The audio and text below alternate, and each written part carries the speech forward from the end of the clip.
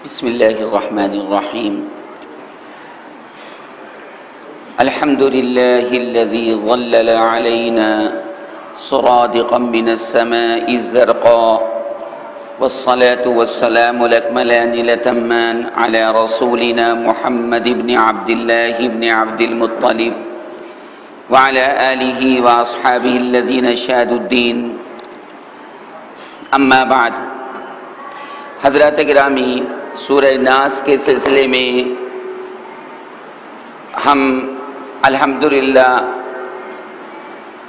بیان کے اور تقریر کے آخری حصے میں چل رہے ہیں، اور پچھلے درس میں عرض کیا تھا اور اس سے بھی پہلے میں نے وہ روایت آپ کو پوری سنا دی تھی کہ جس میں نبی کریم صلی اللہ علیہ وسلم کے اوپر جادو ہونے یا جادو کرنے کا ذکر کیا گیا تھا، اور اس کی وضاحت بھی فرما دی تھی، اس کی وضاحت بھی کر دی تھی کہ حضور اکرم صلی اللہ علیہ وسلم کے اوپر مدت قلیلہ کے اندر اس کا اثر ہوا اور اس کے بعد ختم ہو گیا. وہ بھی دین کے بارے میں کچھ نہیں تھا، بلکہ یہ تھا کہ کام کیا نہیں اور محسوس یہ ہوا کہ کام کر لیا.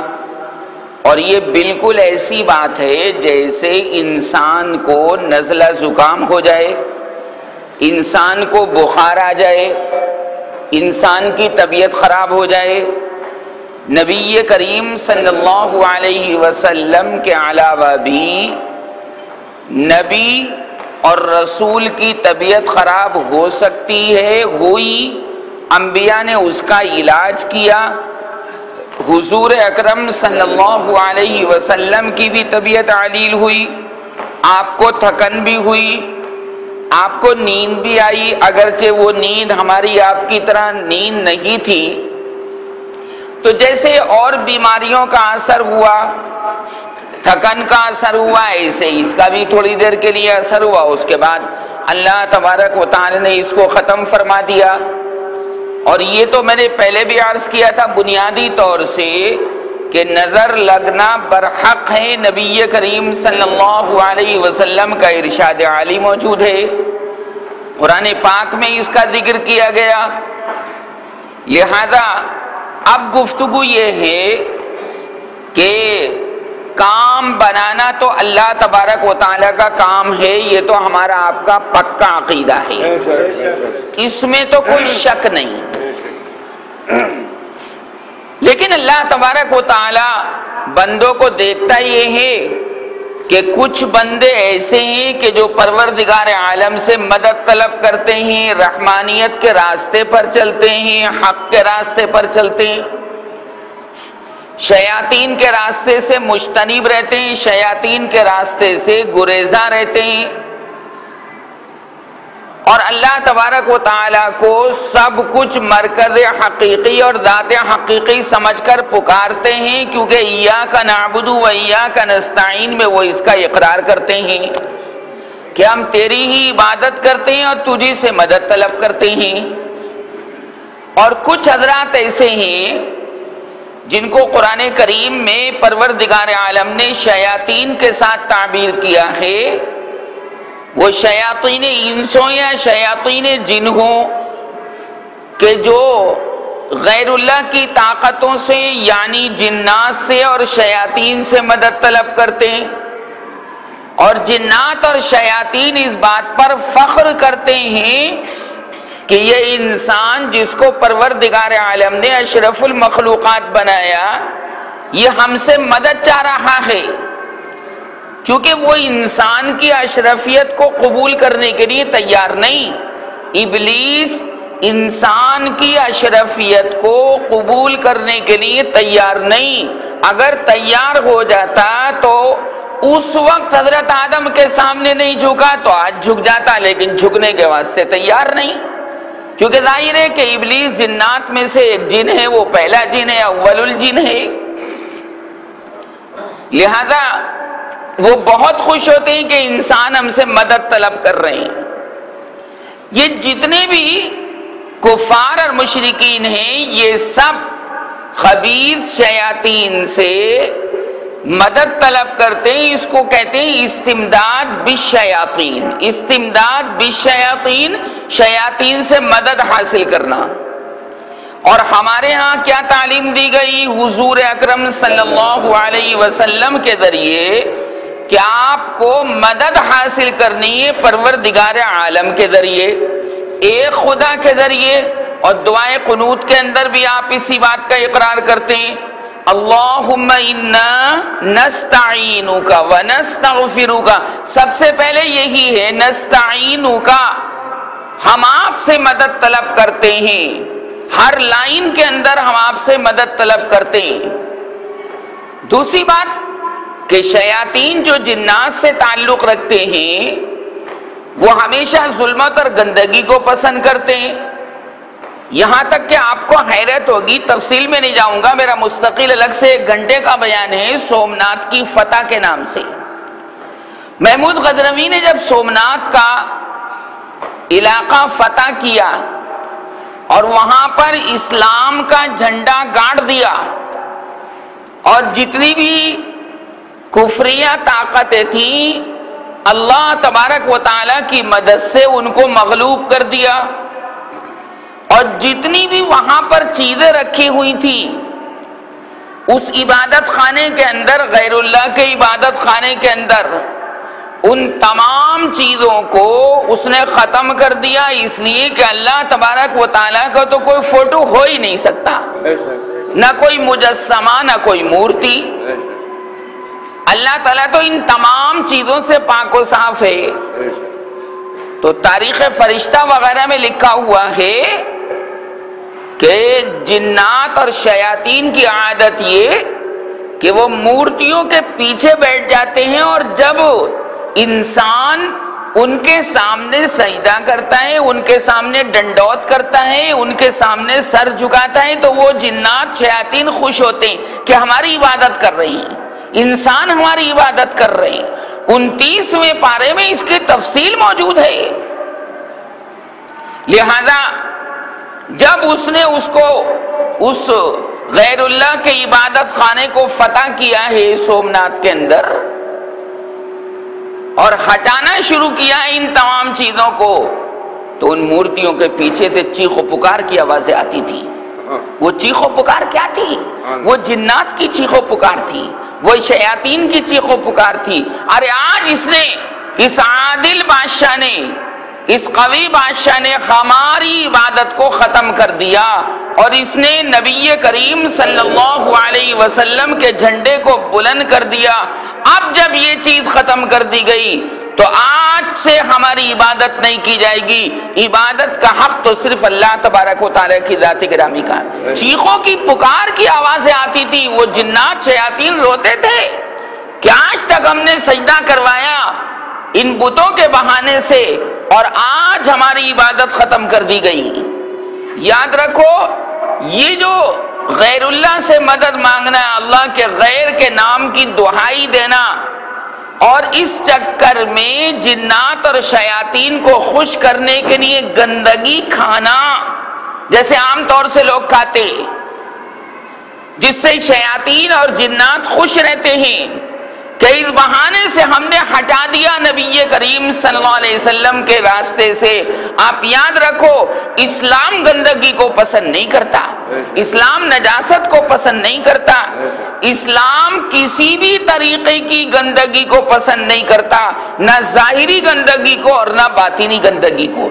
وَذَرُوا ظَاهِرَ الْإِثْمِ وَبَاطِنَ، دیکھو ظاہری گندگی کو بھی چھوڑو اور باطنی گندگی کو بھی چھوڑ دو، تمہارے کپڑے پر کوئی ظاہری گندگی بھی نہ ہو اور تمہارے دل کے اندر بھی کسی طرح کا باطنی شرک موجود نہ ہو۔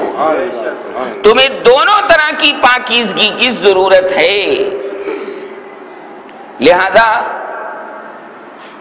یہ جو دہائی ہوتی غیر اللہ کی، اس سے آدمی کافر ہو جاتا ہے، اس سے آدمی کافر ہو جاتا ہے۔ جب غیر اللہ کو پکارو گے مدد کے لیے، انسان کافر ہو جائے گا، اسلام کے دائرے سے خارج ہو جائے گا، کیونکہ اللہ تبارک و تعالیٰ پھر اس سے ناخوش ہوتا ہے کہ تمام چیزیں تو میرے ہاتھ میں اور میرے غیر کی دہائی دے رہا ہے، میرے غیر کو جناب پکار رہا ہے. آج آپ دیکھیں پچھلے درس میں نے عرض کیا تھا کہ اللہ تبارک و تعالی جب چاہے جیسے چاہے جس طرح چاہے کرنے پر قادر ہے. یاد رکھو تھوڑی دیر کے لیے اللہ ظالم کو چھوٹ دیتا ہے لیکن اس ظالم کو پھر ایک وقت آنے کے بعد پکڑ لیتا ہے. سنستدرجہم من حیث لا یعلمون واملی لہم ان کیدی متین. ارے بھائی میں تو آہستہ آہستہ پکڑتا ہوں, کبھی چاہتا ہوں تو بہت جلدی پکڑ لیتا ہوں, نہیں تو آہستہ. رسی کو ڈھیلا کرتا رہتا ہوں, رسی کو ڈھیلا کرتا رہتا ہوں. اللہ پکڑ کرتا ہے. ایک دن کے پتھے ہوئے ایک دن نہیں جلا کرتے, سوکھ کر جلتے ہیں. لہذا ابھی آپ نے کیا دیکھا, اللہ کے غیر کو پکارنے کا نتیجہ تھوڑے تھوڑے دن کے بعد پروردگار عالم اس کے منظر پیش کرتا رہتا ہے, اس کی نظیریں اور مثالیں پیش کرتا رہتا ہے. ابھی کیا ہوا؟ ارے بھائی اس ہفتے اتراکھنڈ میں دیکھیے آپ کے سامنے کیا ہوا. ہے ہمارے اللہ کی قدرت؟ بولو زور سے بولو, ہے قدرت کہ نہیں؟ اللہ تبارک و تعالی نے بادل کو پھاڑ دیا, بادل پھٹ پڑا. میں تو کہتا ہوں زمین بھی اللہ کے تابع, بادل بھی اللہ کے تابع, چاند سورج بھی اللہ کے تابع. الحمدللہ اللہ تبارک و تعالی نے کبھی بھی آج تک کی تاریخ موجود ہے حج کی کہ حج کے دوران کبھی بھی ایسا حادثہ نہیں ہوا. الحمدللہ نہیں ہوا, اور امید ہے اللہ کی ذات سے کہ اپنے چاہنے والوں کو وہ محفوظ رکھے گا. 35-40 لاکھ آدمی ہوتا ہے, انتہائی پرسکون وقار کے ساتھ چلتا ہے. اللہ ان کو متحد رکھتا ہے کیونکہ ہر حاجی اور ہر احرام باندھنے والے کی ایک ہی نیت ہوتی ہے کہ اللہ مجھ سے راضی ہو جائے, اللہ کی خاطر میں نے سفر کیا ہے, اللہ تبارک و تعالیٰ کی خاطر میں نے اتنی مشقت اٹھائی ہے.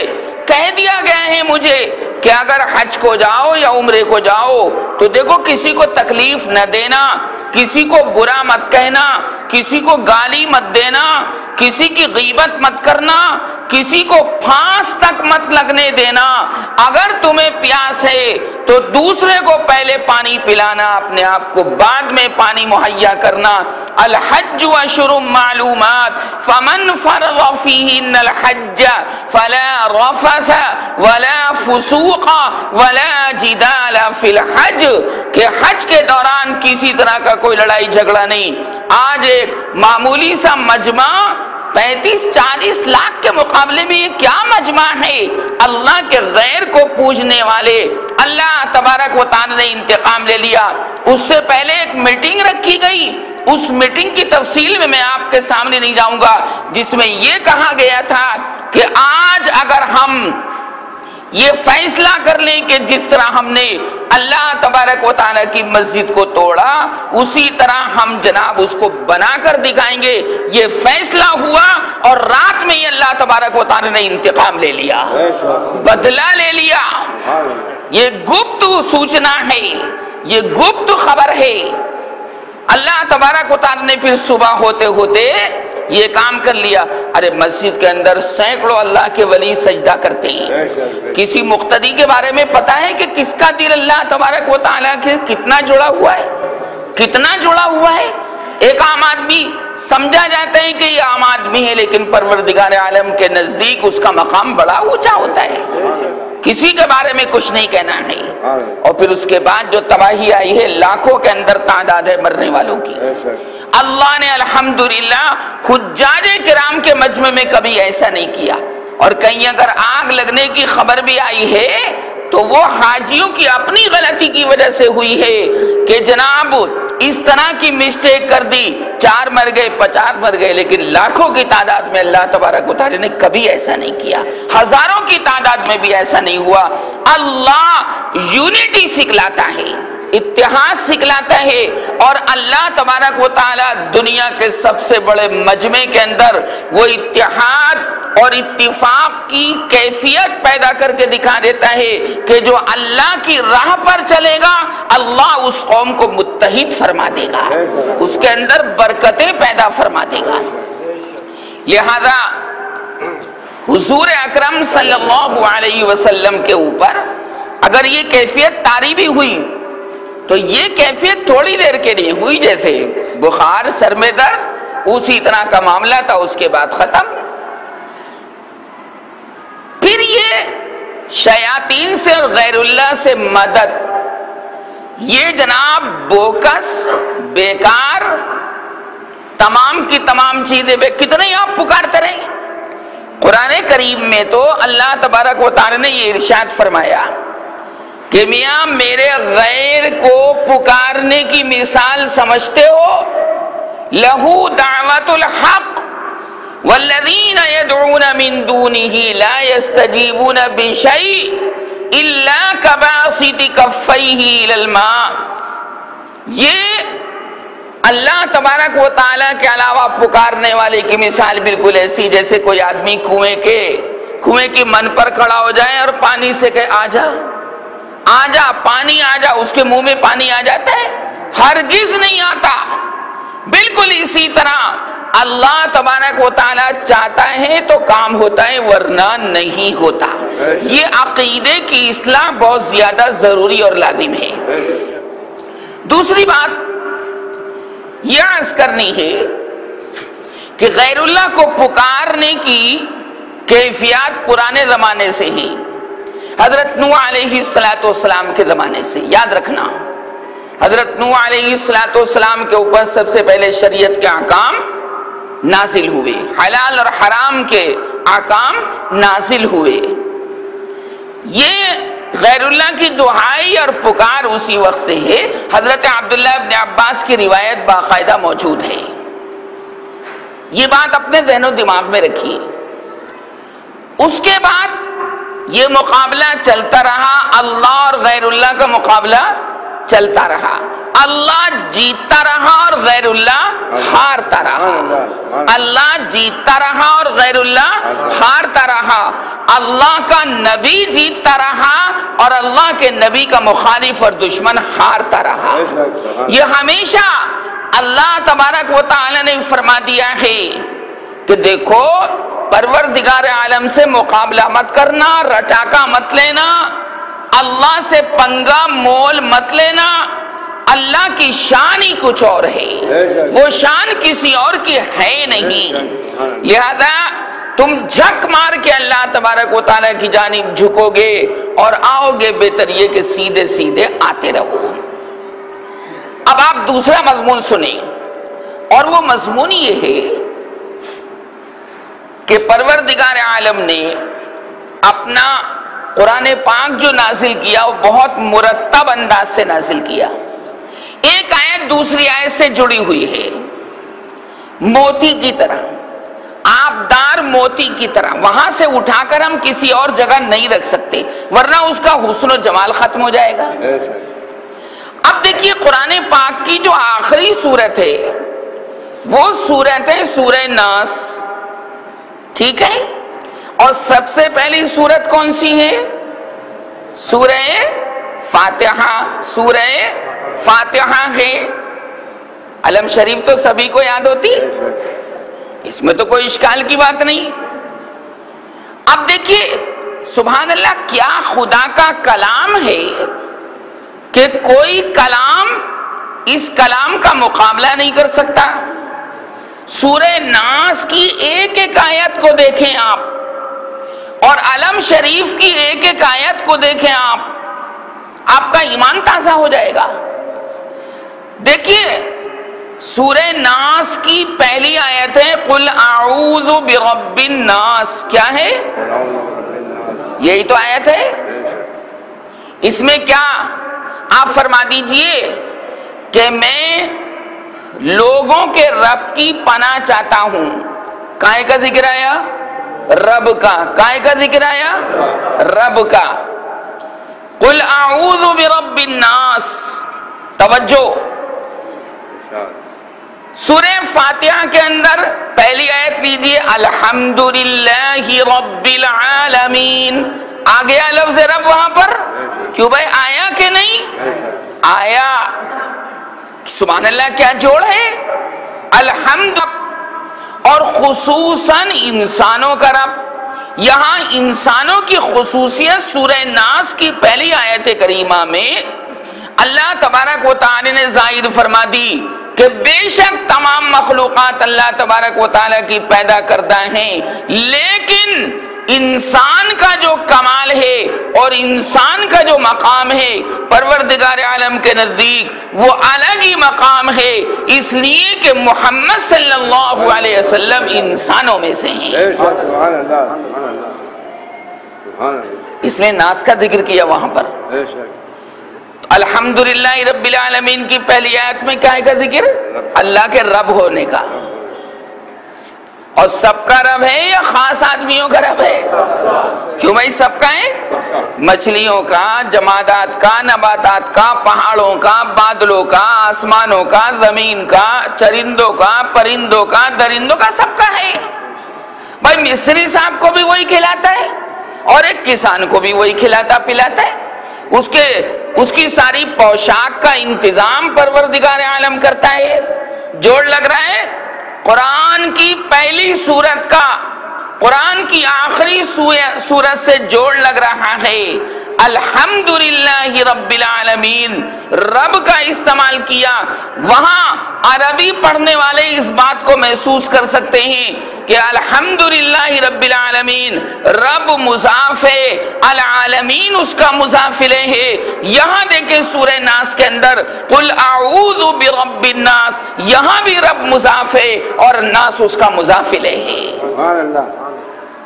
رب تمام عالموں کا رب، رب الناس خاص طور سے انسانوں کا رب۔ اور یہ خصوصیت کیوں بیان کی گئی؟ کیونکہ نبی کریم صلی اللہ علیہ وسلم کو اللہ نے انسانوں میں سے بنایا۔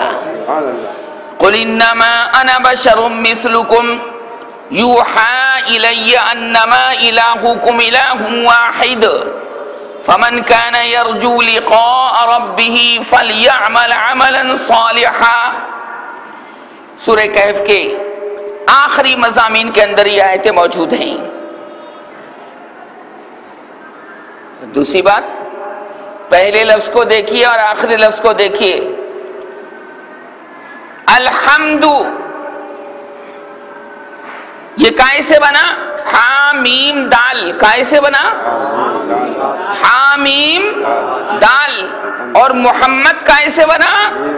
حامیم دال۔ حامیم دال۔ الحمد کائے سے بنا؟ حامیم دال۔ اور محمد کائے سے بنا؟ حامیم دال۔ اور آخری سورت کا پہلا لفظ جو ہے وہ ہے قل، آپ فرما دیجئے۔ کون فرما دیجئے؟ اس سے مراد کون ہے؟ نبی کریم صلی اللہ علیہ وسلم۔ سبحان اللہ، سورہ فاتحہ کے شروع میں پہلے لفظ کے اندر محمد کے لفظ کا ذکر ہے اور قل کے اندر آپ کی ذات گرامی کا ذکر ہے۔ لیجئے لفظی اعتبار سے بھی محمد کا ذکر آ گیا قرآن کے پہلے جز میں، اور انتہا کے اندر بھی پہلے لفظ کے اندر حضور اکرم صلی اللہ علیہ وسلم کا ذکر آ گیا۔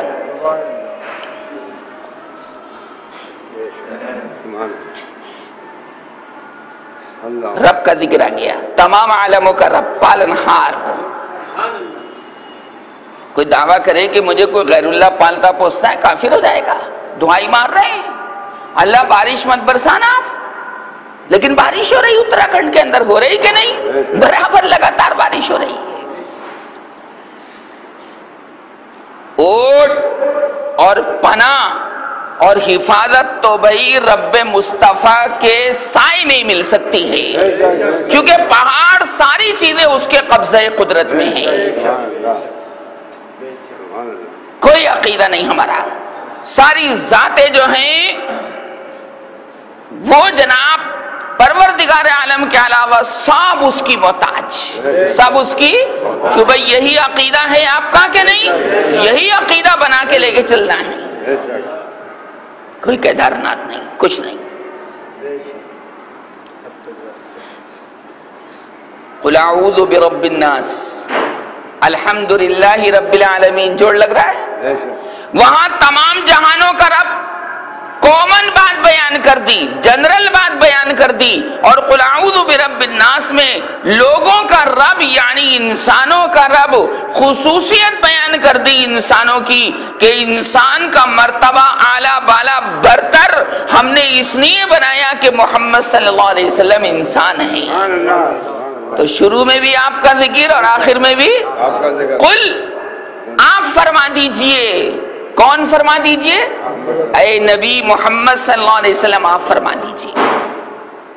اس کے بعد دیکھیں آپ، توجہ چاہوں گا، قل اعوذ برب الناس، آخری سورہ چل رہی، ملک الناس جو تمام لوگوں کا بادشاہ ہے، جس کی حکومت تمام جہانوں کے اندر چل رہی ہے۔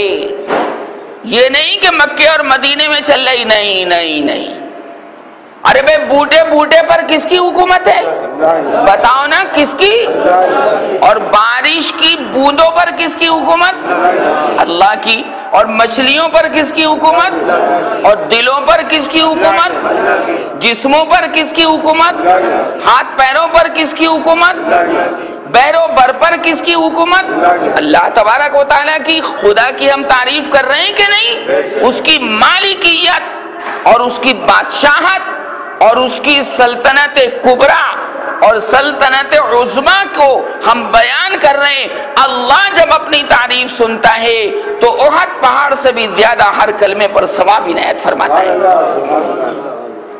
ہمیشہ یاد رکھیں، وہی تعریف کے قابل ہے۔ ہم تو بھکاری ہیں جی، بھکاری۔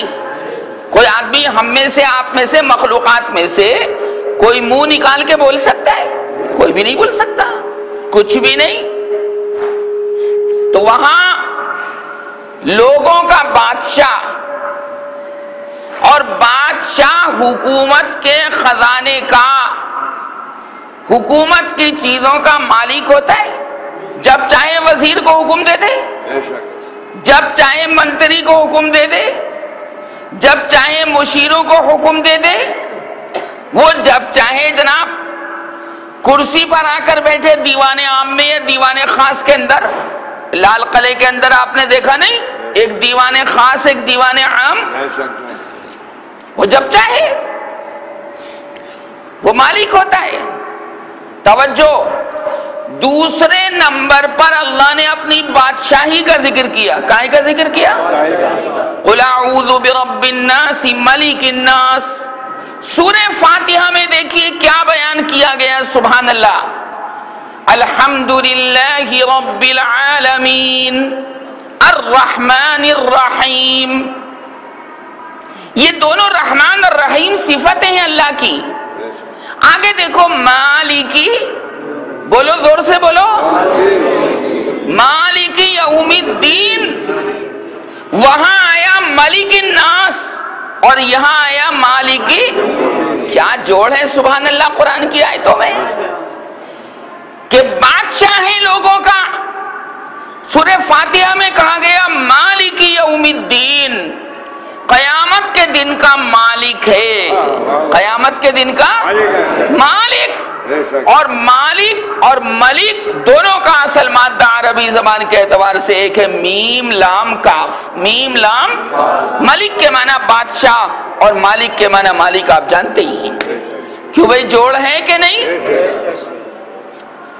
یہ قرآن سے ذوق رکھنے والے لوگوں کو مزہ آئے گا یہ بات سن کر، ایک لطافت محسوس ہوگی کہ پروردگار تو ہے ہی بے مثال، لیکن تیرا کلام اور اس کا ایک ایک لفظ بے مثال ہے، اس کی ترتیب بے مثال ہے، اس کی ترتیب بے نظیر ہے۔ قل اعوذ برب الناس ملک الناس، یہ دوسرے نمبر پر ہے، تو مالک یوم الدین بھی دوسرے نمبر پر ہے۔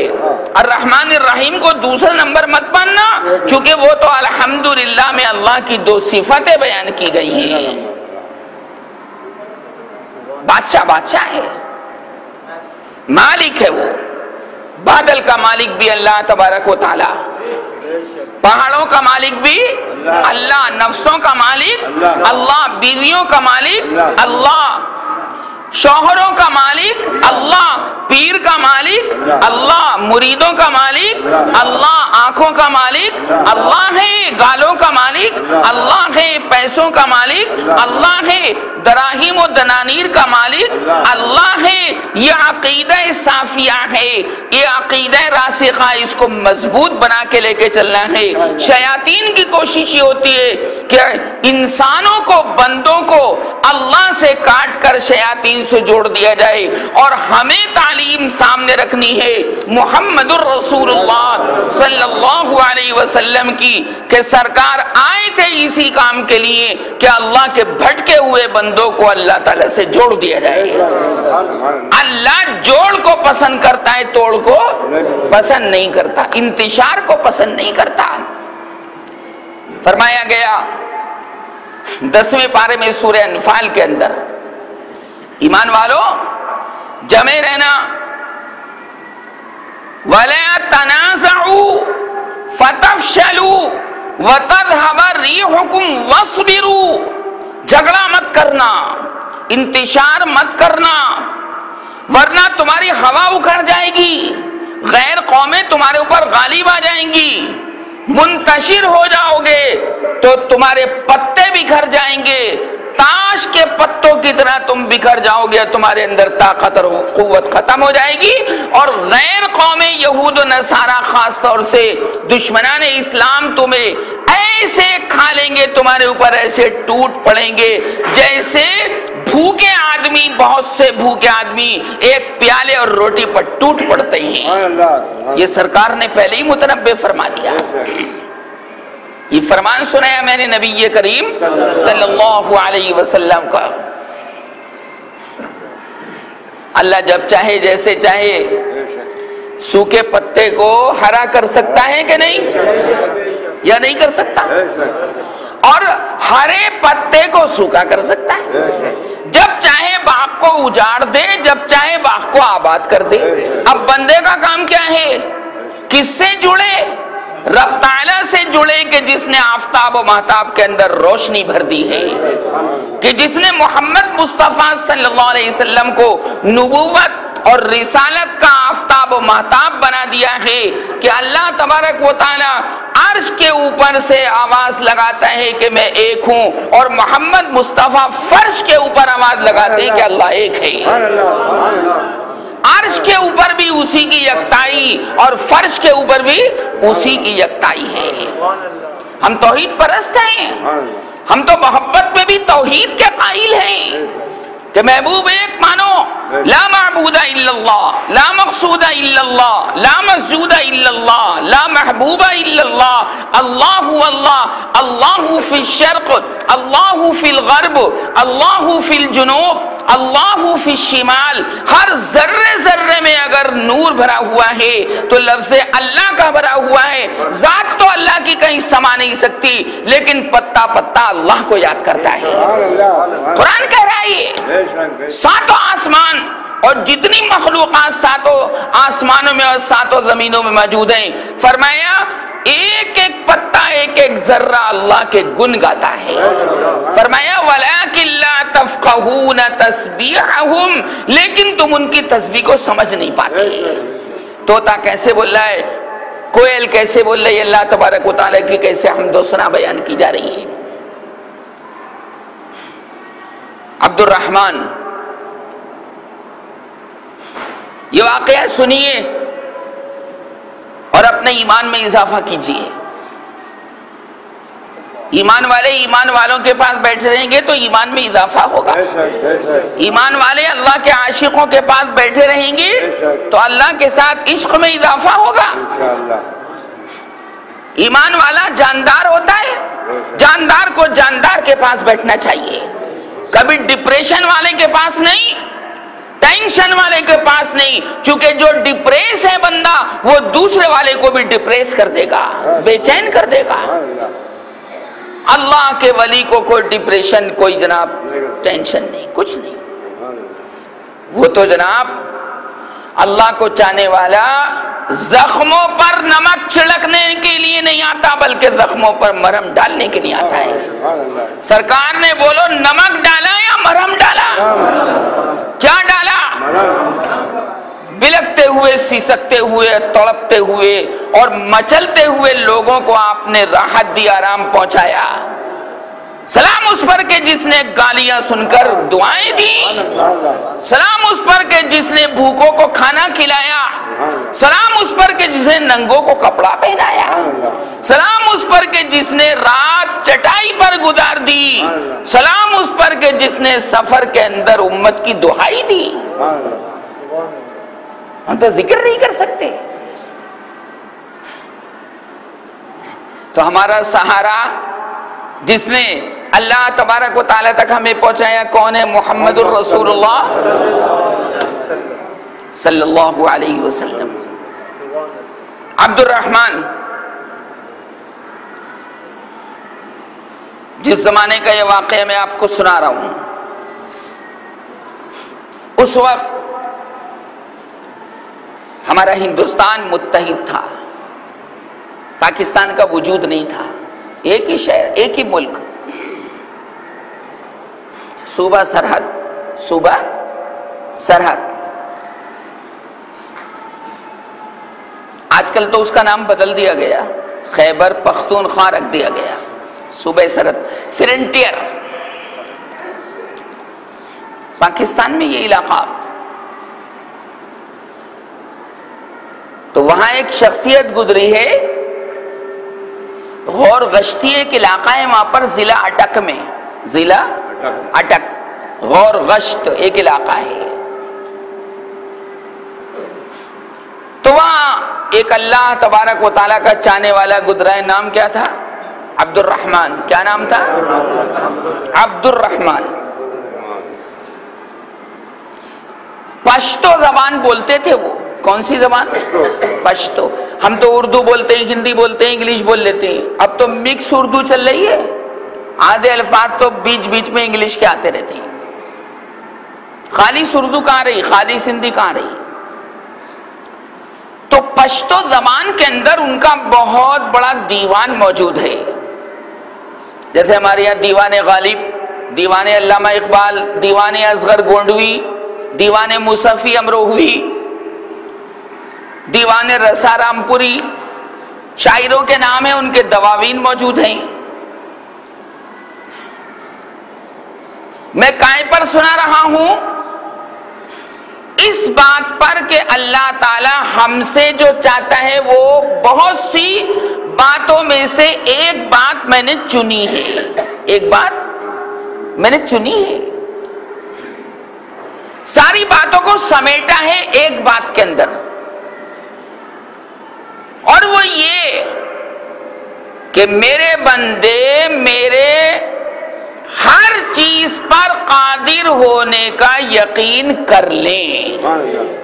میرے بندے میرے ہر چیز پر قادر ہونے کا، بہت سی چیزیں سب اسی کتابیں آئیں گی، میں نے بہت غور کیا قرآن کے اوپر، وہ سننے والا بھی، دیکھنے والا بھی، جاننے والا بھی، روزی دینے والا بھی، رزاق بھی، رحمان بھی، رحیم بھی، غفور بھی، غفار بھی، ستار بھی، بہت صفات ہیں اس کی، لیکن ساری صفات سمٹ کر آ جاتی ہیں ایک بات کے اندر کہ میری ساری مخلوقات خصوصاً انسان میرے ہر چیز پر قادر ہونے کا یقین کر لے۔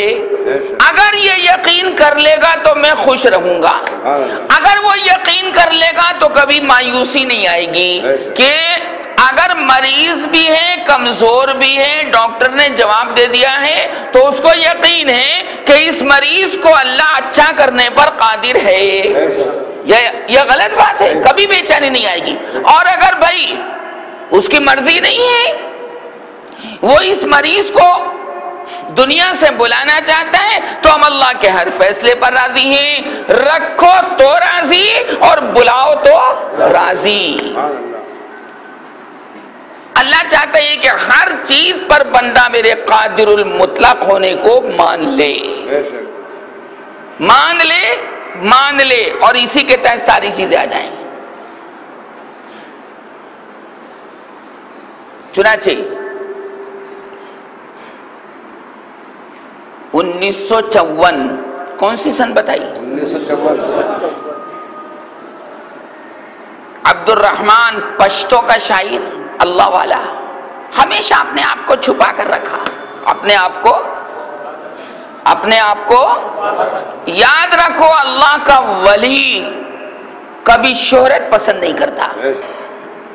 کوئی بیعت ہونے کے لیے بھی جاتا نا تو کہتا تھا ارے میں میرے پاس کیا رکھا ہے، کسی اور سے جا کر بیعت ہو جاؤ۔ اب تو بیعت کی بھی بھیڑا چال چل رہی ہے، ایک بیعت ہوا تو 10 کو اس نے کہہ کر بیعت کروا دیا۔ نہیں بھائی نہیں، اس کا نام بیعت نہیں ہے۔ چنانچہ اللہ کا ولی کبھی شہرت نہیں چاہتا کہ میں مشہور ہو جاؤں، وہ کیا چاہتا ہے؟ اللہ کا کلمہ مشہور ہو جائے، اللہ کی وحدانیت مشہور ہو جائے، اللہ کے نبی کا نام، اس کا جھنڈا ہر جگہ بلند ہو جائے۔ وہ مٹاتا ہے اپنے آپ کو، کائے کے لیے مٹاتا ہے؟ اللہ کا کلمہ بلند کرنے کے لیے۔ وَكَلِمَةُ اللَّهِ هِيَ الْعُلْيَا وَاللَّهُ عَزِيزٌ حَكِيمٌ، 10ویں پارے میں سورہ توبہ کے اندر۔ چنانچہ بزرگان دین مشائخ کا بھی یہی معاملہ رہا، چشتیہ سلسلے کے بزرگ ہوں، نقشبندی سلسلے کے بزرگ ہوں، سوروردی سلسلے کے بزرگ ہوں، قادری سلسلے کے ہوں، شبلی سلسلے کے بزرگ ہوں، منصور حلاج کے سلسلے کے بزرگ ہوں، اللہ تبارک و تعالی سب کی منزل ایک ہے کہ ہم اللہ تک پہنچ جائیں۔ کوئی بھیا دلی جا رہا گڑھ مکتیشور کے راستے سے، کوئی جا رہا ہے جناب بجنور کے راستے سے، کوئی کیسے جا رہا، سب جا رہے ہیں دلی۔ کہاں جا رہے ہیں؟ دلی۔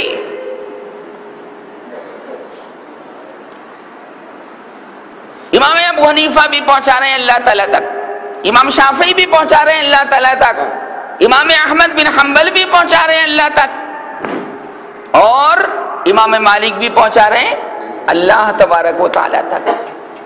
میں نے بتایا تھا کہ یہ سب حضرات اپنی ہستی کو مٹا دیتے ہیں اللہ تبارک و تعالیٰ کے دین کی خاطر۔ ہمیں کیا مشہور ہونا، ہمیں تو مٹنا ہے۔ جو مٹتا ہے اللہ اس کو اونچا کر دیتا ہے، جو اپنے آپ کو شہرت کی طلب میں پھنساتا ہے اللہ اس کا نام مٹا دیتا ہے۔ محبوب الہی نظام الدین اولیاء سے ایک مرتبہ کسی نے پوچھا کہ حضور یہ کیا بات ہے، حضور یہ کیا بات ہے کہ بادشاہوں کی قبر کے اوپر کوئی جانے والا بھی موجود نہیں ہوتا؟ توجہ، اور اللہ کے ولیوں کے اوپر جانے والوں کی تعداد لاکھوں میں ہوتی، لاکھوں میں ہوتی، ہزاروں میں ہوتی۔ تو حضرت نے فرمایا کہ بادشاہ اپنے آپ کو مشہور کرنا چاہتا ہے، میری دولت کو مانو، میری ثروت کو مانو، میری طاقت کو مانو، میری قوت کو مانو، میری شان و شوکت کو مانو، میری عظمت کو مانو، میرے ظاہر کو مانو، میرے باطن کو مانو، میری فوج کو مانو۔ اور اللہ کا ولی شہرت نہیں چاہتا بلکہ اپنے آپ کو مٹا دیتا ہے، اپنے آپ کو۔ لہذا بادشاہ اپنے آپ کو مشہور کرنا چاہتا ہے کہ میرا نام ساری دنیا کے اندر مشہور ہو جائے، اللہ اس کی قبر پر کسی کو نہیں بھیجتا، کوئی ایصال ثواب نہیں ہوتا۔ آپ جا کر دیکھ لیے قلعے کے قلعے بادشاہوں کے خالی پڑے ہیں، لیکن اللہ کے ولی کی قبر کے اوپر ایصال ثواب کے لاکھوں کی تعداد موجود ہے کہ نہیں؟ کیونکہ وہ اپنے آپ کو مٹاتے ہیں، اپنے آپ کو چھپاتے ہیں۔ ہمارے امروہہ کے اندر ایک عالم تھے حضرت مولانا عبدالحی صاحب، کیا نام تھے؟ وہ نہیں جو موجودہ دور میں گزرے، پرانی بات سنا رہا ہوں، وہ نہیں، پرانی بات۔ بہت کم آمیز تھے،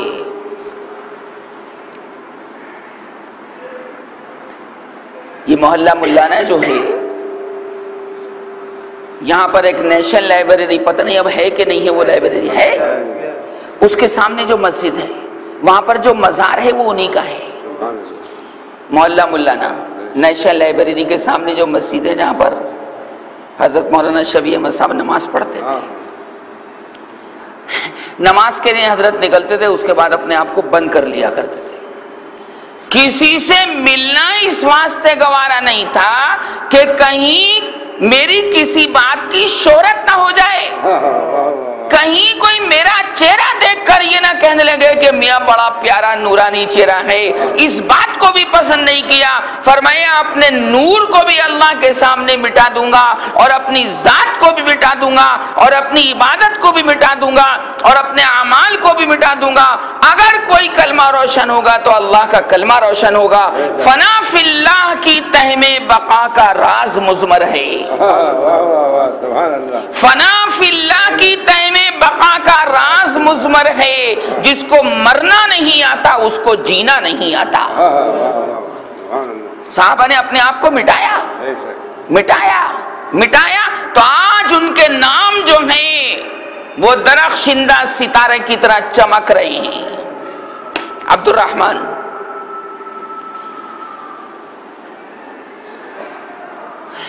انیس سو چون کیا واقعہ سنانے والا 1956 میں سنا رہا ہے، 2 سال کے بعد. راوی ہے ایک عالم، 1954 کا سنا رہا ہوں میں، اس کا سنایا ہوا مولانا محمد امیر.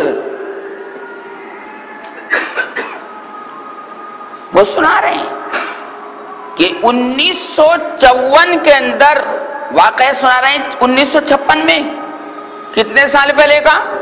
2 سال پہلے کا. توجہ، 1954 کے اندر افغانستان کے بادشاہ ظاہر شاہ نے، کیا نام تھا اس کا؟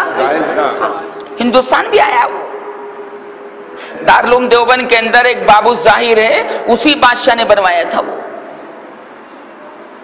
ظاہر شاہ بادشاہ نے سنگ مرمر کے 2 تابوت، اوپر کا جو قبر کا کور ہوتا ہے نا، کور بھئی نیچے تو مٹی کچی مٹی کی قبر ہے، اوپر سے وہ سنگ مرمر کا تابوت ڈھک دیتے ہیں کہ نہیں.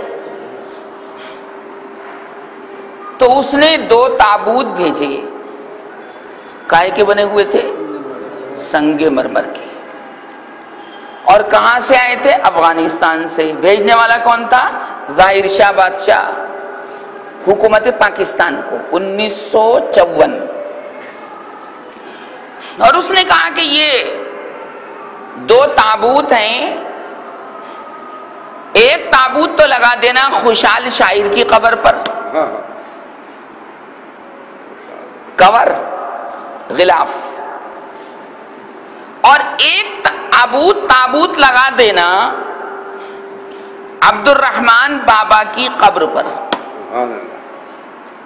عبد الرحمن بڑے اللہ کے ولی گزرے. میں نے بتایا نہیں، پشتو زبان میں ان کا دیوان موجود ہے. بس بات کو ختم کر. وہ تابوت جناب سنگ مرمر کے بنے ہوئے افغانستان سے پاکستان پہنچ گئے. پہنچے اور گورنمنٹ آف پاکستان نے حکم دے دیا کہ جناب یہ تابوت جو ہیں عبد الرحمن کی قبر پر لگا دیا جائے. وہ علاقہ پتھریلا علاقہ. کیسا علاقہ؟ پتھریلا. اور پتھریلے علاقے کے اندر، پکے علاقے کے اندر مسنون یہ ہے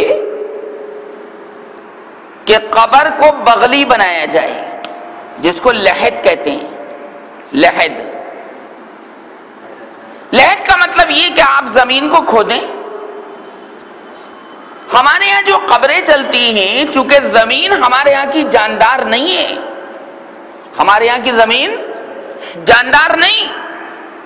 اگر آپ قبر کھودنے کے بعد تختے بھی رکھتے ہیں دونوں دیواروں پر یا چاروں طرف کی دیواروں پر، تو وہ دیواریں بیٹھ جاتی ہیں. بتائیے آپ کو، ایک برسات ہوئی جناب قبر بیٹھ جاتی ہے. عربی میں اس کو شق کہتے ہیں. کیا بولتے ہیں؟ شق.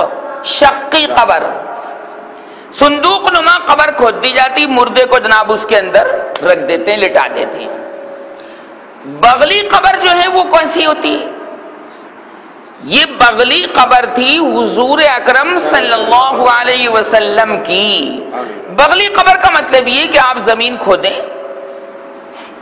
صندوق کی طرح کھودیں, اور کھودنے کے بعد قبلے کی سائڈ کی جو دیوار ہے, قبلے کی سائڈ کی جو دیوار ہے, اس دیوار کے اندر اتنا بڑا شگاف کر لیں, اتنا بڑا آپ شگاف کر لیں, سوراخ کر لیں کہ مردے کو آپ قبلے کی طرف والی جو دیوار ہے اس میں فٹ کر سکیں. اس میں نہیں آ رہی ہے سمجھ میں بات؟ کیا آئی؟ کیا آئی؟ قبر کھودی, کھود لی. اب قبلے کی سائڈ کی جو دیوار ہے, یہ قبلہ ہے ادھر, اس میں مردے کے قد کی برابر, چوڑائی کی برابر اس قبلے کی طرف والی دیوار کے اندر ایک سوراخ کیا جائے, شگاف جس کو میں بول رہا ہوں, ٹھیک ہے, اس کے سائز کا, اور پھر اس مردے کو اس شگاف کے اندر قبر والی قبلے کی طرف والی جو دیوار ہے اس میں فٹ کر دیا جائے. اس کو کیا بولتے ہیں؟ بغلی قبر. بغل میں کھودی گئی قبلے کی طرف جو دیوار ہے. یہ ہمارے امروہہ میں نہیں بنتی کیونکہ یہاں کی زمین ہی ایسی نہیں. اگر آپ ایسے کھودیں گے قبلے کی طرف کی دیوار کو تو سب آ جائے گی بھائی نیچے کو. کیا بات کر رہے ہیں آپ پہلوان صاحب, سب نیچے کو آ جائے گی بھائی. وہ تو تختوں کا بوجھ برداشت نہیں کرتی, کہیں کہیں پتھر بھی رکھ دیتے ہیں. اس لیے ہمارے یہاں جو قبریں بنتی وہ صندوقی بنتی, باکس ٹائپ, کھودا اور بھائی زمین میں لٹا دیا. قد آدم کھودنا سنت ہے, ٹھیک ہے. اور کروٹ سے, دانی کروٹ سے مردے کو لٹانا یہ سنت ہے. ہمارے یہاں تو سیدھا سیدھا لٹا دیتے ہیں, کرتے ہیں کہ نہیں کرتے؟ چہرہ کر دیتے ہیں بس قبلے کی طرف کو. نہ, کروٹ دلاؤ اس کو قبلے کی طرف تاکہ اس کا سینہ پورا قبلے کی طرف آ جائے. خیر, تو وہ علاقہ پتھریلا علاقہ تھا, مضبوط زمین تھی, تو وہاں اس پورے علاقے کے اندر بغلی قبریں کھود دی جاتی. کیسی قبریں؟ حضور اکرم صلی اللہ علیہ وسلم کی قبر مبارک کیسی؟ بغلی. اللہ نے حضور کا سارا معاملہ قسم بخدا بہت آسانی سے طے کروا دیا. ہٹاؤ بغل سے ہاتھ.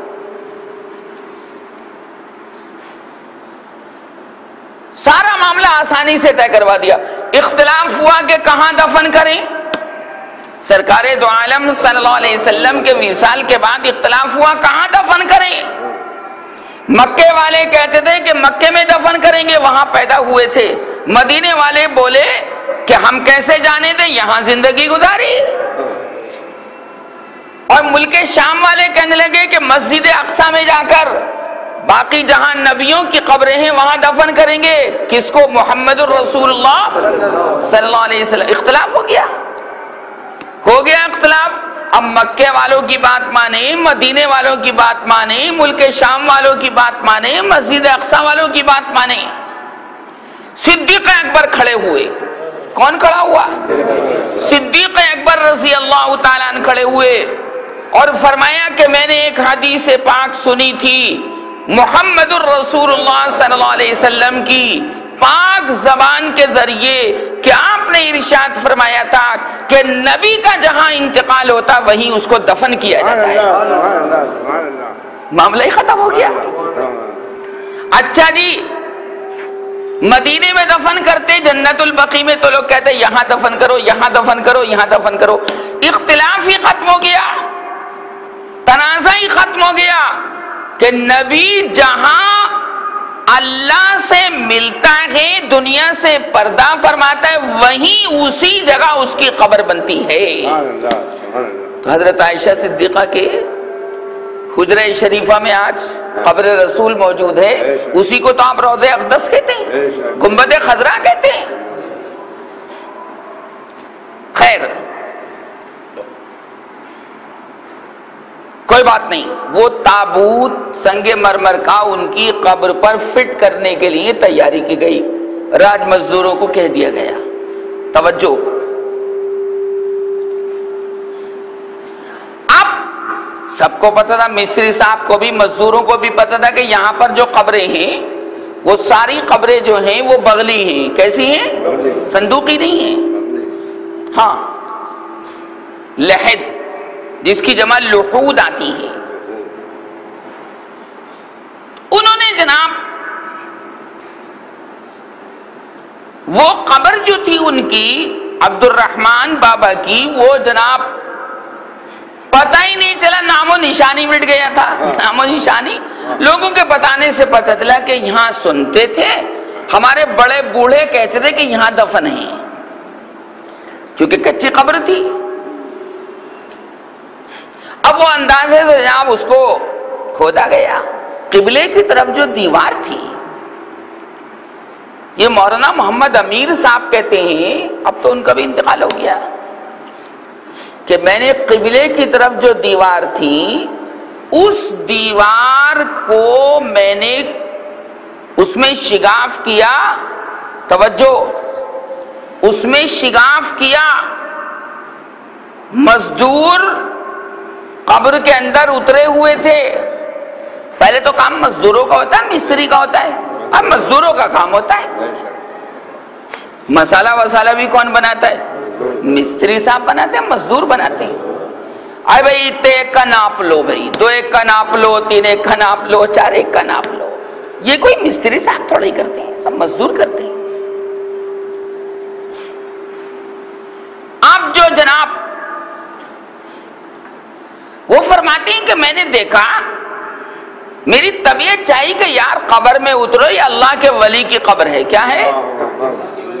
میں اتر جاؤں گا تو شاید اس قبر میں، اللہ کے ولی کی قبر میں اترنے کی برکت سے میرا خاتمہ ایمان پر ہو جائے۔ یہ توجہ تھی، یہ چاہت تھی۔ چنانچہ وہ قبر میں اترے، مزدوروں نے شگاف کر دیا کیونکہ بغلی قبر تھی۔ اب جب شگاف کیا اور سوراخ کیا قبلے کی طرف جو دیوار تھی، اس میں دیکھا کہ ایک آدمی لیٹا ہوا ہے، ایک آدمی لیٹا ہوا ہے، سر کے بالوں کی دو لٹیں بنی ہوئی ہیں، زلفیں تھیں، کیا تھی؟ زلفیں۔ ایک زلف پڑی ہوئی تھی ادھر کندھے پر اور ایک زلف پڑی ہوئی تھی ادھر کندھے پر۔ سرکار دو عالم صلی اللہ علیہ وسلم کی بھی زلفیں تھیں، کیا تھیں؟ لیکن باباؤں کی طرح نہیں کہ چوٹی باندھ لیں، نہیں نہیں نہیں، بہت سے بات اگر زیادہ بڑھی تو کندھے تک آ گئی، ورنہ کان کی لو تک سنت، کان کی لو تک، وہ نہ ہے کہ جیسے سادھو چوٹی باندھ لیتے ہیں پیچھے کو، نہیں نہیں۔ تو ایک زلف ایک کندھے پر، ایک زلف ایک کندھے پر۔ وہ فرماتے ہیں کہ میں نے مزدوروں سے کہا کہ بھائی میری ایک ٹانگ پکڑ لو اور میرا ایک ہاتھ پکڑ لو۔ ذہن میں شاید یہ بات تھی کہ شاید قبر پکڑ لے، ارے یہ بات ذہن میں آئی کہ شاید قبر پکڑ لے اور مردہ پکڑ کے اندر کو کھینچ لے، تو میں کیا کروں گا؟ انہوں نے کہا بھائی ایک ٹانگ پکڑ لو اور ایک ہاتھ پکڑ لو کہ اگر کھینچے بھی تو تم باہر کو کھینچ لینا۔ توبہ، کیا انسان کا ذہن ہے!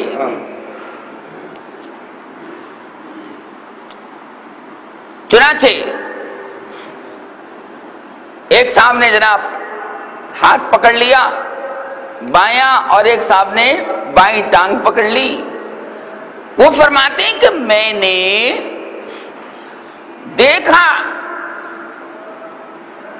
اس انسان جو لیٹا ہوا تھا اس کے سینے پر ہاتھ رکھا، اس کے سینے پر ہاتھ رکھا، تو میرے سینے کو محسوس ہوا کہ اس انسان کے لیٹے ہوئے انسان کے سینے سے اللہ اللہ کی آواز آ رہی ہے۔ کیا کی آواز آ رہی؟ یا اللہ کیا ٹھکانہ ہے بھیا، اللہ تو زمین کے اوپر بھی اور زمین کے نیچے بھی۔ فرماتے ہیں کہ میں نے دانت منہ کھول کے دانت چھوئے، سارے دانت صحیح سلامت تھے، سارے دانت، زلفیں بھیگی ہوئی تھی جیسے ابھی نہلا کر دفن کیا ہے۔ عبد الرحمن کی بات سنا رہا ہوں، اللہ کے اوپر جو آدمی اپنے آپ کو فنا کر دیتا ہے، اللہ اس کو ایسے زندہ رکھتا ہے، اس کے انتقال کے بعد بھی اس کے جسم کو زندہ رکھتا ہے، تر و تازہ۔ مردہ جو جسم ہوتا ہے وہ اکڑ جاتا ہے، پتہ ہے آپ کو؟ یہ تو پتہ ہے اکڑ جاتا ہے کہ نہیں؟ اگر آپ بہت دیر کے بعد اس کا ہاتھ ایسے موڑنا چاہیں گے تو مڑ نہیں سکتا، نہیں مڑنے کا بھائی، سب جانتے ہیں بھائی، یہ کوئی بات سمجھانے کی تھوڑی ہے۔ ٹانگ موڑنا چاہے ٹانگ نہیں، اس لیے کہتے ہیں بھائی جلدی سے انتقال ہو گیا، بھائی آنکھیں بند کرو، ڈھانٹا باندھو، ٹھوری سے باندھ دو اور پیروں کے انگوٹھے باندھ دو، کرتے ہیں کہ نہیں کرتے؟ اس لیے کرتے ہیں وہ کہ اکڑ جائے گا تو پھر ہو نہیں پائے گا، ٹوٹ تو جائے گی اندر کی ہڈی لیکن مڑنے کی نہیں ہے، کیونکہ اللہ تعالیٰ احساس کرا دیتا ہے کہ یہ اب مردہ ہو چکا۔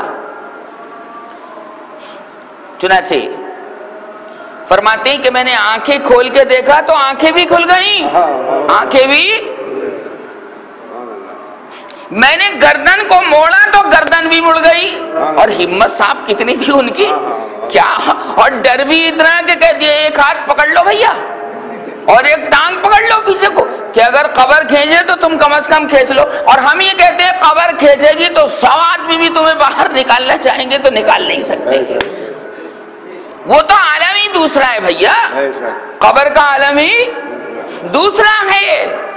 1,00,000 پہلوان بھی اگر کھینچیں گے تو وہ ہار جائیں گے اور قبر اپنی طرف کو کھینچ لے گی، وہ دنیا دوسری ہے، پردے ہٹ جاتے ہیں ایک دم، جیسے ہی موت کے فرشتے آتے ہیں پردے ہٹ جاتے ہیں، سب کچھ مردے کو نظر آنے لگتا ہے کہ یہ جنت ہے اور یہ دوزخ ہے اور یہ اللہ کا عرش ہے، اور یہ اتنے مردے ہیں، یہ یہاں ٹہل رہا ہے، یہ وہاں ٹہل رہا ہے، یہ شہید کی روح ہے، یہ سبز پرندے اڑ رہے ہیں جن کے پوٹوں کے اندر اللہ کے شہیدوں کی روحیں موجود رہتی ہیں، سب نظر آتا ہے مردے، کیونکہ اس کا تعلق دنیا سے کٹ گیا، ہٹ گیا، منقطع ہو گیا۔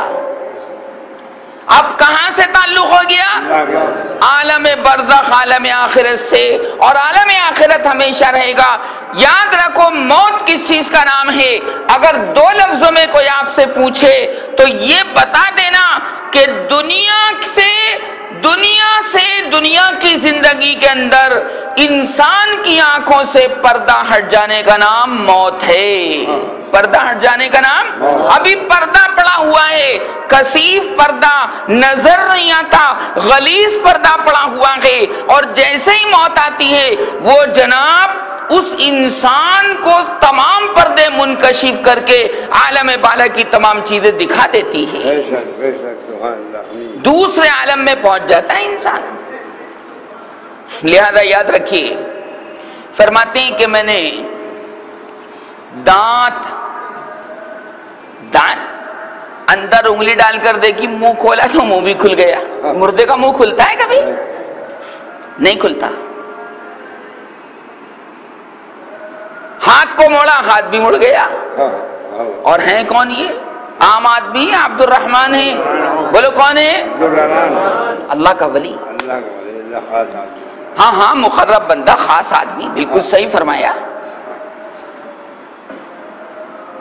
اور فرمایا کہ ہم نے اس کو صحیح سالم کیا، اور میں نے بالوں کو چھو کر دیکھا، پانی کی بوندیں ٹپک رہی تھیں، پانی کی بوندیں، اور جب میں نے ان کی قبر کے سرہانے پشتو زبان کے اندر پڑھا، تحریر لکھی ہوئی دیکھی تو ان کے انتقال کو 316 سال گزر چکے تھے۔ کتنے سال؟ 316 سال، بہت ہوتے ہیں 316 سال، ابھی 316 سال، 3 سال یا 316؟ 3 سینچریز تو گزر گئی، 3 صدیاں، 316 سال کے بعد بھی اللہ کا ولی، اس کا جسم جناب ایسا جیسے زندہ کا ہوتا ہے، اللہ جیسے چاہے جس کو چاہے کر دے۔ اسی پر سنایا میں نے یہ ملک الناس، لوگوں کا بادشاہ، زمام حکومت اس کے ہاتھ میں ہے، لہذا وہ ہمیشہ زندہ رہے گا، ہمیشہ نظام کائنات کو سنبھالتا رہے گا۔ اللہ کو کبھی موت نہیں آتی، نہ موت آئے گی، نہ کمزوری آئے گی، نہ ضعف آئے گا، نہ نقاہت آئے گی۔ وہ حی ہے، حی کے معنی زندہ، وہ نظام کائنات کو سنبھالے ہوئے ہے۔ اللہ لا الہ الا هو الحی القیوم، اس کے سوا کوئی معبود حقیقی نہیں، وہ زندہ ہے۔ جو اس زندہ خدا سے جڑے گا اللہ اس کو بھی زندگی عنایت فرمائے گا۔ ہمیں نہ بھیا ہمارے خدا کی کوئی مورتی صورتی نہ ایمان سے کچھ نہیں، نہ ہمارے یہ جائز ہے کہ کسی کی جناب جنازہ لے کر پھرتے رہو پھرتے رہو پھرتے رہو، اٹھائے پھر رہے ہیں، لیے پھر رہے ہیں۔ اللہ یہ کیا عجیب چکر ہے بھیا۔ یاد رکھو اللہ کے رسول صلی اللہ علیہ وسلم نے، بس بات کو ختم کر رہا ہوں، اللہ کے رسول صلی اللہ علیہ وسلم کی قبر مبارک کو اللہ نے سجدہ گاہ نہیں بنایا، کیونکہ آپ اللہ نہیں ہیں بلکہ غیر اللہ ہیں۔ اللہ کتنے بولو؟ رسول اللہ کے بندے اور اس کے رسول ہیں، سچے رسول، سب سے محبوب بندے اللہ تبارک و تعالیٰ کے ہیں، لیکن خدا نہیں ہیں، لیکن خدا نہیں ہے۔ خدا کتنے ہیں؟ ایک، یہی ماننا ہے۔ ساری طاقتوں کا سر چشمہ اللہ تبارک و تعالیٰ کو، منبع اللہ کو ماننا ہے۔ اور میں ایک بات کہتا ہوں، بہت عاشقانہ اور وجدانی بات کہتا ہوں، ذوقی بات، کہ محمد خدا تو نہیں ہے پر خدا سے جدا بھی نہیں ہے۔ یہ وجدانی بات عرض کر رہا ہوں میں۔ ایک عام مومن خدا سے جدا نہیں ہے۔ حضور کی بات تو اعلیٰ بالا برتر، ان اللہ مع الصابرین، اللہ صبر کرنے والوں کے ساتھ ہے۔ تو جب صبر کرنے والوں کے ساتھ ہے تو محمد کے ساتھ بدرجہ اولا ہوگا کہ نہیں؟ اس لیے میرا آپ کا عقیدہ ہے کہ محمد کو زندگی کے اندر، ظاہری زندگی کے اندر کوئی مٹا نہیں سکا۔ اب قبر میں جانے کے بعد، عالم برزخ میں جانے کے بعد بھی محمد کے روضہ اقدس کو کوئی مٹا نہیں سکتا۔ یہ روضہ چمکتا دمکتا رہے گا، یہ عاشق لوگ جاتے رہیں گے اور درود و سلام کے نذرانے وہاں پیش کرتے رہیں گے۔ قسم بخدا حضور کی بات تو بہت اونچی، ابو بکر و عمر کو کوئی وہاں سے نکال نہیں سکتا۔ دنیا میں وزیر تھے، عالم برزخ میں بھی وزیر ہیں، اور جب قیامت قائم ہوگی تو سرکار دو عالم صلی اللہ علیہ وسلم ارشاد فرماتے ہیں کہ میں دانی طرف میرے ابو بکر ہوں گے، اب بائیں طرف عمر ہوں گے، اور میں بیچ میں چلتا ہوا سب سے پہلے اٹھوں گا، سب سے پہلے اٹھوں گا۔ اور یہاں مطلب کیا کہہ رکھا لوگوں نے، یاروں نے تماشا بنا رکھا ہے۔ اور وہ کیا کہ 12ویں امام جب پیدا ہوں گے، توبہ توبہ نعوذ باللہ، وہ آئیں گے اور آنے کے بعد سب سے پہلا کام یہ کریں گے کہ روضہ اقدس میں سے ابو بکر کو نکال دیں گے، عمر کو نکال دیں گے۔ آج کی تاریخ میں انہی کی تو پیدائش ہے، یہ پھلجھڑیاں اسی خوشی میں تو چھٹ رہی ہیں، اور بالکل ایک افسانہ ہے، اس کے علاوہ کچھ بھی نہیں۔ 11ویں امام کی تو اسلم بھائی توجہ چاہوں گا، 11ویں امام کی تو کوئی بچہ ہی نہیں تھا، نہیں اری بات سن میں، لا ولد تھے وہ۔ جب لا ولد تھے تو 12واں کیسے پیدا ہو گیا؟ اچھا بتاؤ بھائی کیسے پیدا ہو گیا؟ کیسے پیدا ہو گیا؟ کوئی ایسے جیسے ماں سے بچہ پوچھتا ہے اماں ہم کیسے آ گئے دنیا میں؟ 4 سال کا 5 سال کا بچہ پوچھتا اماں کیسے آ گئے؟ تو اماں اس کو سمجھانے کے لیے کہہ دیتی کہ دیکھو چھت کے اوپر ہم نے ٹوکری رکھ دی تھی، رات کو رکھی، صبح میں جا کر دیکھا تو تم تھے، ہم تو اٹھا کر لے آئے۔ بھئی یہ چکر ہے کوئی؟ یہ چکر ہے؟ یہ پھلجڑیاں اور حلوہ کھایا جاتا ہے اسی بنیاد پر، اور چھپے بیٹھے ہیں، نکلتے نا، چھپے بیٹھے ہیں، اصلی قرآن لیے بیٹھے ہیں، اصلی قرآن۔ سنیوں کو سبق سکھانے کے لیے میں یہ بات کہہ رہا ہوں، اپنی قوم کو بیدار کرنے کے لیے یہ بات کہہ رہا ہوں۔ یہ آتش بازی پوری دنیا کے اندر صرف اس خوشی میں منائی جاتی کہ 14 شعبان کو 12ویں امام کی پیدائش ہے۔ سمجھ نہیں پاتے لوگ، اندر کی بات نہیں سمجھ پاتے۔ نہیں، آتش بازی کی چھٹ رہی ہے؟ اچھا بولو بھائی، کسی کے جنازے پر چھٹتی آتش بازی ہے جناب پیدائش پر چھٹتی؟ بولو بھائی، کسی کے مرنے پر؟ اور حلوہ سوجی کا، چنے کی دال کا، وہ کائے کے پر؟ ولادت کے اوپر، جنازے کے اوپر۔ ہاں، بے وقوف بن گئے ہم اور آپ، بے وقوف بنا دیے گئے، کیونکہ تعلیم نہیں ہے ہمارے پاس، علم نہیں ہے ہمارے پاس۔ 4 سال کا 5 سال کا بچہ ہوتا ہے، ہوٹل پہ برتن مانجنے کے لیے بھیج دیتے ہیں۔ ارے فاقہ کرو اور اپنی اولاد کو پڑھاؤ، علم کے زیور سے آراستہ کرو، علم دین کے زیور سے آراستہ کرو، تب آنکھیں کھلیں گی، ورنہ ایسے ہی محکوم بنتے رہو گے ہاتھ جوڑ کر، آدھا برس ایسے ہی کرتے رہو گے۔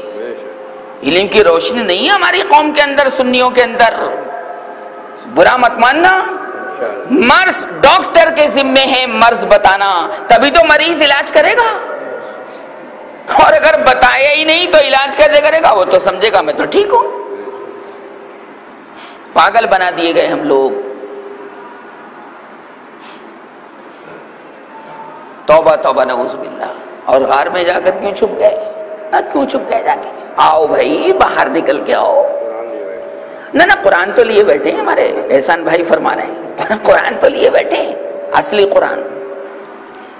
صبح کو جو ان کے ماننے والے ہیں، صبح کو دریاؤں پر جاتے ہیں، کنووں پر جاتے ہیں، پرچیاں لکھتے ہیں ان کے نام پر کہ حضور آ جائیے جلدی، وہ سنتے ہی نہ۔ پرچیاں پھینکتے ہیں کہ نہیں پھینکتے؟ سنتے نہ ہیں وہ، نہ سننے کے، چونکہ کوئی وجود نہیں ہے، کوئی وجود، ہاں اللہ کا وجود ہے اور میرے سرکار کا وجود ہے، ابو بکر کا وجود، عمر کا وجود، عثمان کا وجود، علی کا وجود، سعد کا وجود، سعید کا وجود، طلحہ کا وجود، زبیر کا وجود، عبداللہ ابن عباس کا وجود، عبداللہ ابن مسعود کا وجود، طلحہ کا وجود، امیر معاویہ کا وجود، ابو ہریرہ کا وجود۔ یہ سارے پاک لوگ ہیں، صحابہ، سرکار کے شاگرد۔ شاگرد سرکار کے ہیں، سرکار اچھے تو ان کے شاگرد بھی اچھے۔ اس کو قرآن نے کہا رضی اللہ عنہم ورضوا عن، اللہ ان سے راضی اور یہ اللہ سے راضی۔ 300 سال ہو گئے تھے، 316 سال، کتنے کائے کو بھائی دفن ہوئے؟ کتنے؟ ایمان سے 1 سال کی بات نہ تھی۔ یاد رکھیو، یہ پاکستان آج بھی ان کا مزار پاکستان میں موجود ہے، ضلع اٹک، جب جاؤ تو چلے جانا، دیکھنا کہ اللہ جب انتقال کے بعد اپنے چاہنے والوں کو اللہ اتنا نوازتا ہے تو زندگی کے اندر جو اللہ سے جڑے گا اللہ اس کو محروم کرے گا یا نوازے گا؟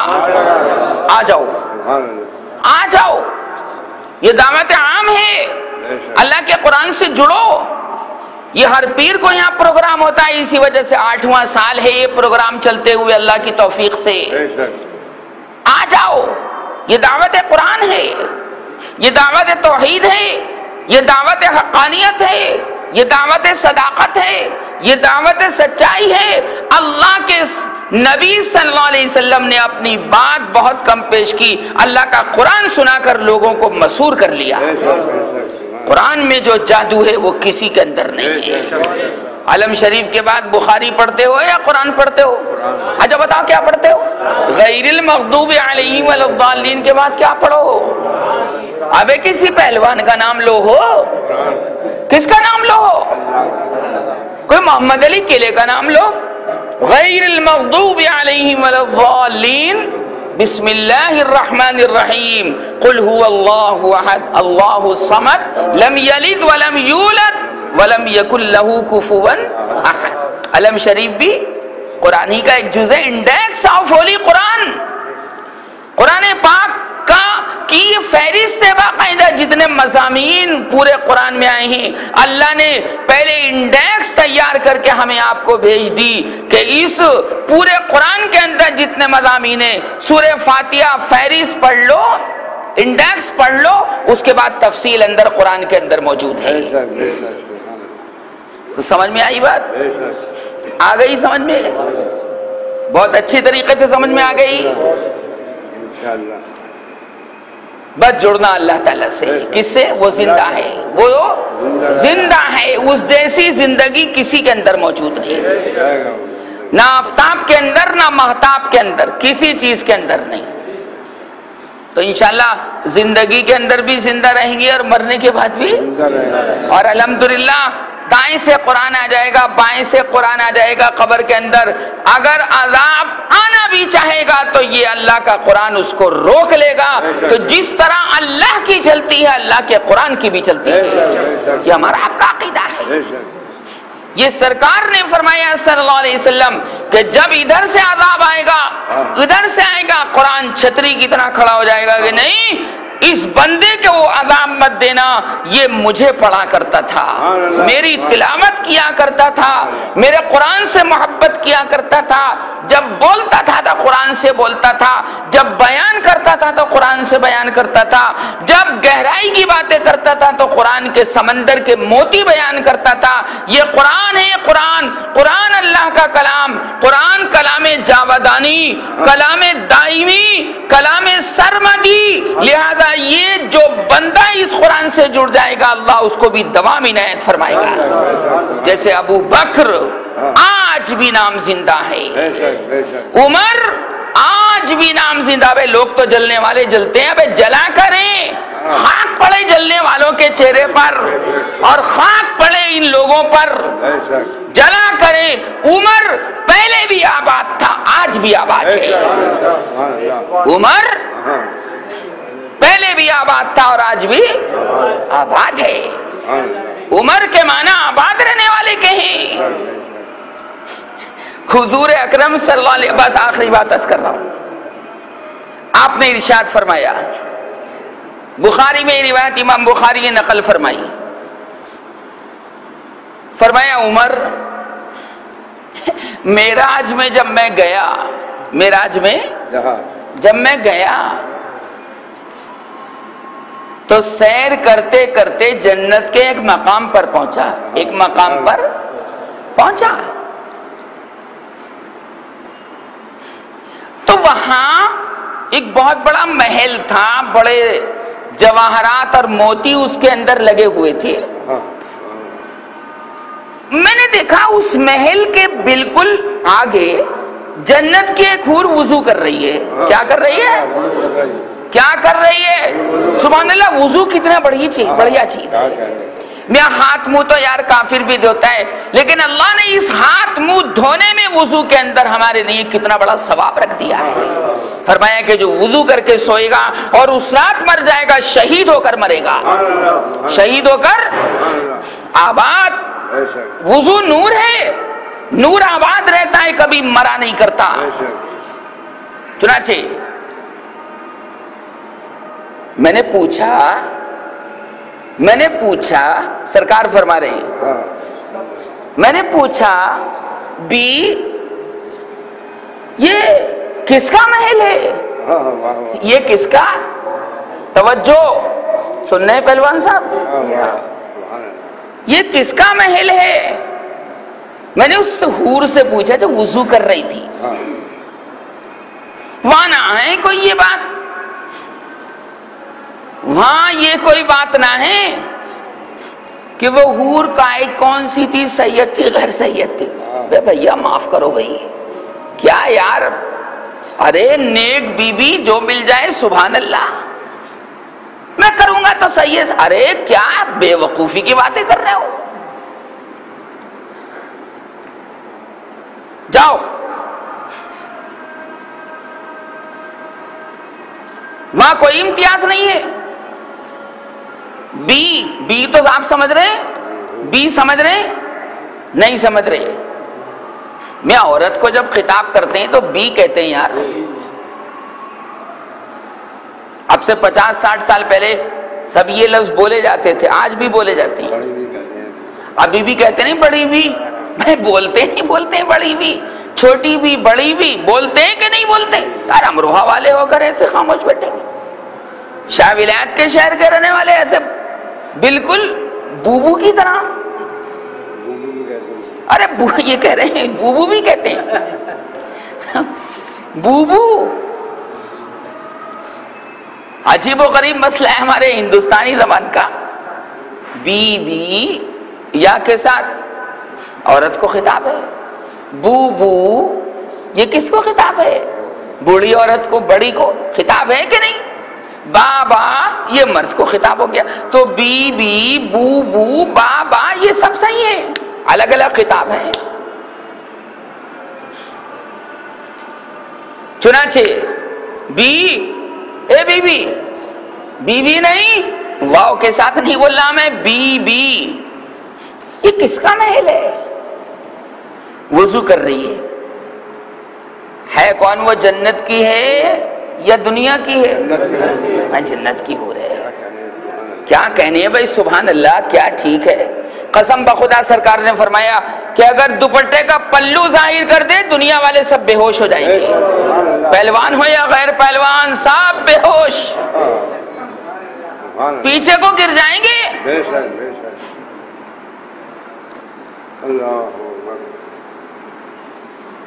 چنانچہ سرکار نے پوچھا کس کا ہے؟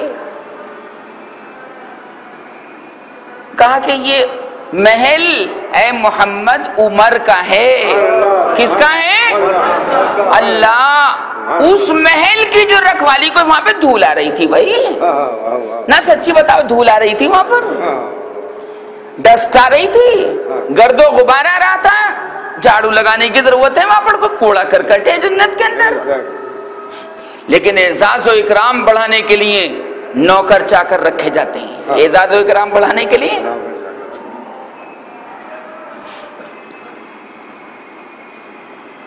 چنانچہ سرکار فرماتے ہیں حضرت عمر سے خطاب کر کے, عمر میری طبیعت چاہیے کہ میں اس محل میں داخل ہو جاؤں. میری طبیعت چاہیے. کون کہہ رہا ہے؟ محمد مصطفیٰ. کون کہہ رہا ہے؟ میری طبیعت چاہیے کہ میں اس محل کے اندر داخل ہو جاؤں, پر عمر میں نے تم سے اجازت نہیں لی تھی. یا اللہ, کیا ٹھکانہ ہے یار عشق کا, کیا ٹھکانہ ہے قانون کی پابندی کرنے کا. مجھے غیرت آئی کہ عمر میں نے تم سے اجازت نہیں لی, بغیر اجازت لیے میں نے گوارا نہیں کیا کہ عمر تمہارے محل میں داخل ہو جاؤں. میں اتنا پوچھ کے آگے کو بڑھ گیا. کیا آگے کو بڑھ گیا, اور وہ وضو کرتے ہوئے میں نے اس کو چھوڑ دیا. معلوم یہ ہوا کہ جنت اگرچہ پاک لوگوں کا مقام ہے, لیکن پاکی پر پاکی, پاکی پر پاکی, پاکی کے اوپر پاکی حاصل کرنا اللہ تبارک و تعالیٰ کو بے انتہا پسند ہے. آپ نے ایک مرتبہ وضو کر لیا, اور وضو کرنے کے بعد آپ نے اس وضو سے کوئی کام کر لیا, قرآن ہی چھو لیا, 2 رکعت نماز ہی پڑھ لی, یا آپ نے طواف ہی کر لیا خانہ کعبہ کا, اور آپ کا پہلا وضو ٹوٹا نہیں ہے, تو مستحب یہ ہے کہ نیا وضو کر لو, کہ نئے پر نیا اور عمارت پر عمارت. وضو پہلا والا بھی پاکی تھا اور دوسرا والا بھی پاکی, پاکی پر پاکی, پاکی پر پاکی, پاکی پر پاکی. یہ پاک نبی تک تمہیں پہنچا دے گی. لہذا پاک نبی تک پہنچو گے تو اللہ کی جنت تک پہنچو گے, اور جب اللہ کی جنت تک پہنچو گے تو اللہ تبارک و تعالیٰ کا مقام قرب تمہیں حاصل ہوگا. اب دائیں بھی دیکھو گے تو اللہ نظر آئے گا, اور بائیں بھی دیکھو گے تو اللہ نظر آئے گا, اور آگے بھی دیکھو گے تو اللہ نظر آئے گا, اور پیچھے بھی دیکھو گے تو اللہ نظر آئے گا. اللہ کی صدائیں تمہارے منہ سے نکلیں گی, تمہاری زبانوں سے نکلیں گی, اور اللہ چاہتا یہی ہے کہ میرے بندے میرے گن گائیں. اللہ یہاں سے بھی آئے, اللہ کی آواز یہاں سے بھی آئے, آگے سے بھی آئے اور پیچھے سے بھی آئے. جب یہ کیفیت طاری ہوگی تو مقام کے اندر, دنیا کے اندر امن آئے گا, چین آئے گا, سکون آئے گا، آشتی آئے گی، نہ زلزلے آئیں گے، نہ طوفان آئیں گے، نہ بے موسم بارش ہوگی۔ کیوں؟